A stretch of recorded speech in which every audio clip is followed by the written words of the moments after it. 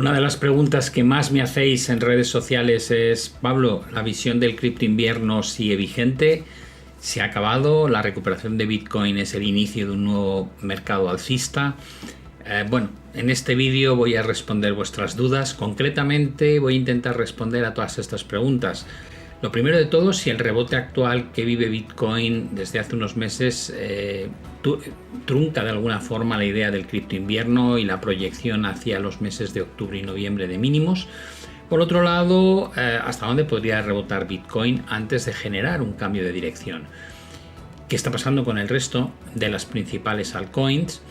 ¿Qué potencial tiene Bitcoin contra otros activos como puede ser la bolsa o el oro? Que todo el mundo interpreta que Bitcoin es el oro digital. Y por último, una gran pregunta que todo el mundo hace: el hecho de que las stablecoins estén utilizando principalmente letras del tesoro como activo para respaldar la paridad con el dólar, ¿puede generar una compra masiva de deuda estadounidense y eso le da un respaldo especialmente fuerte a las stablecoins? ¿Qué papel juegan respecto al resto de las criptomonedas? Vamos con ello porque creo que todos los puntos son muy interesantes.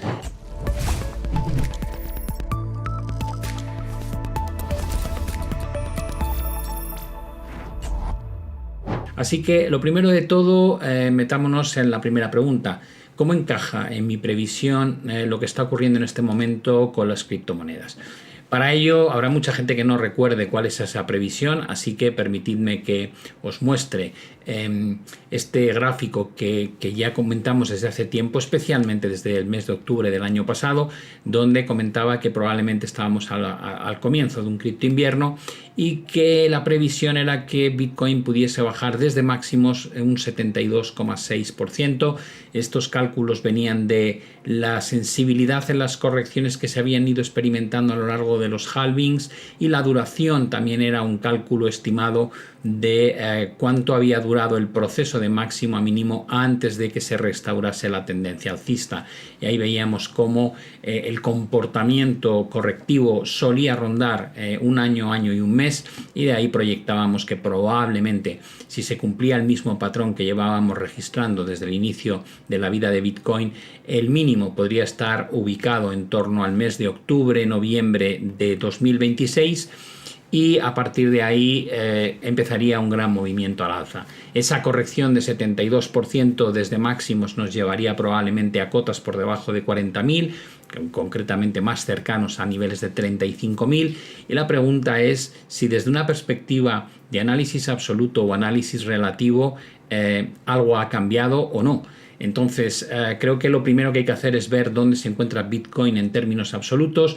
Para ello, lo más fácil es analizar la ruptura de tendencia de todo el movimiento que se inicia a principios de 2014.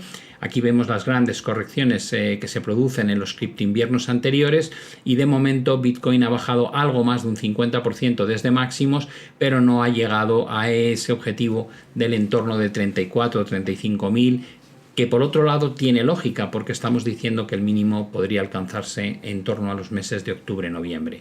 Como veis, la secuencia de divergencias que habíamos localizado previamente en los máximos anteriores han vuelto a provocar este primer colapso de la criptomoneda, y los cortes descendentes en estocástico han validado un poco esa señal negativa, y de momento no tenemos un RSI que cotiza en mitad de su rango, en 50, un estocástico que también anda en torno a mitad de su rango, con lo cual queda potencial todavía para que pudiésemos ver otra fase impulsiva a la baja en Bitcoin que nos permitiese llegar a esos objetivos que teníamos planteados entre octubre y noviembre.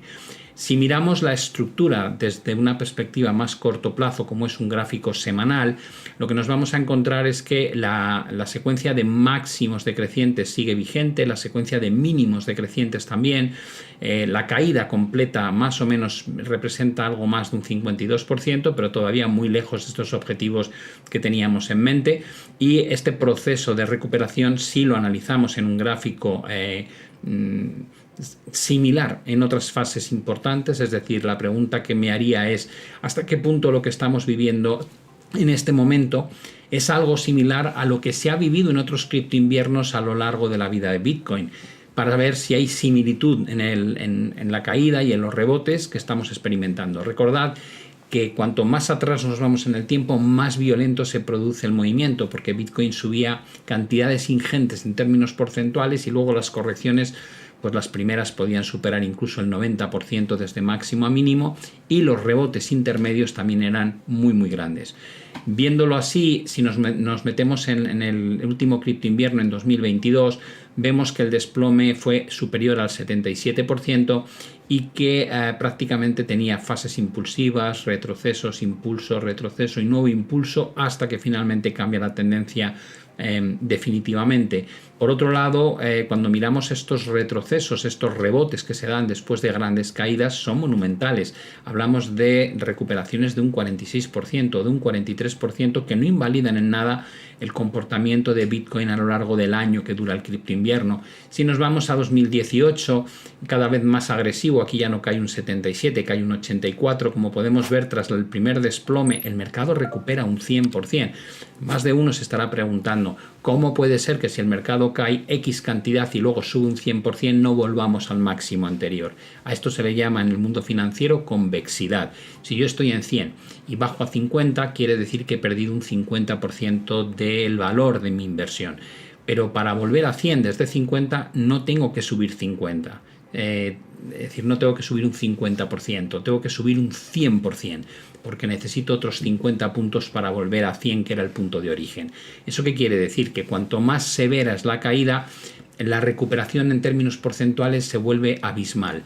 Aquí, como veis en este gráfico, la primera recuperación es monumental de un 100%, pero muy lejos de donde estábamos anteriormente, y luego se produce otro rebote muy importante de un 47%, que tampoco invalida la secuencia de máximos, sigue siendo claramente descendente, lo mismo que la secuencia de mínimos, hasta que finalmente se marca este suelo, y cuando se supera toda esta gama de techos que había intentado, habiendo dejado mínimos crecientes, es cuando empieza la recuperación. Daos cuenta que aquí también tenemos un cómputo de cripto invierno de aproximadamente 13 meses.